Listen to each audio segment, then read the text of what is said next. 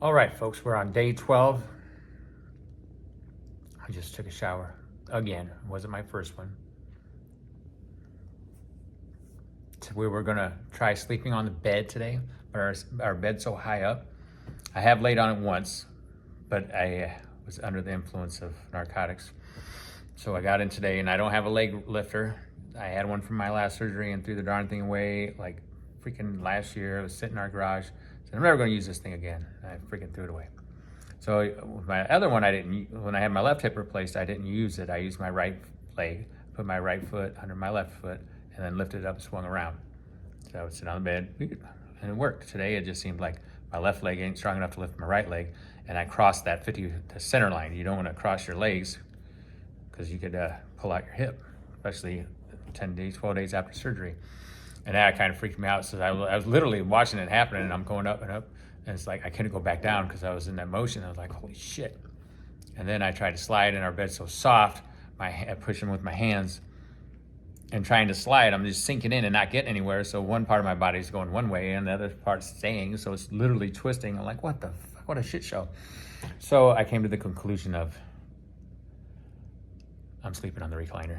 Let me bloom that up. Oh God, I hope you guys don't get in. That's the coordinates to our home. Oh Lord.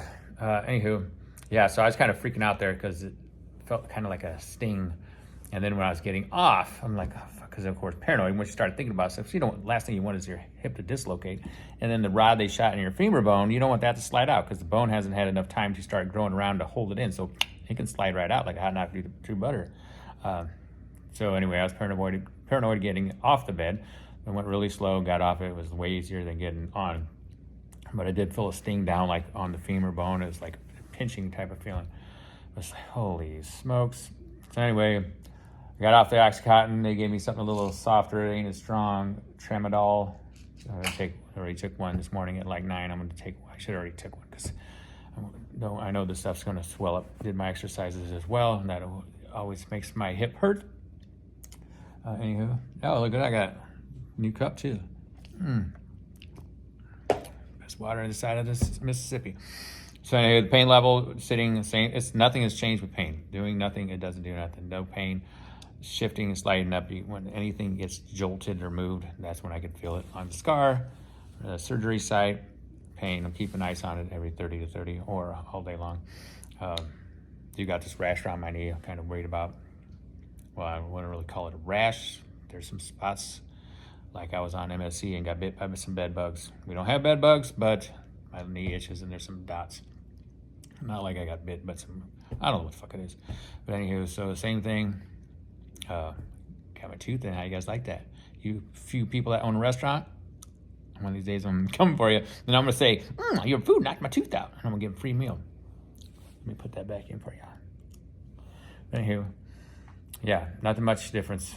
I'm ready to get off this walker. It's really bad at night when this recliner's out and I have to go to the bathroom. It's just a pain in the butt. Going to the bathroom is a pain in the butt.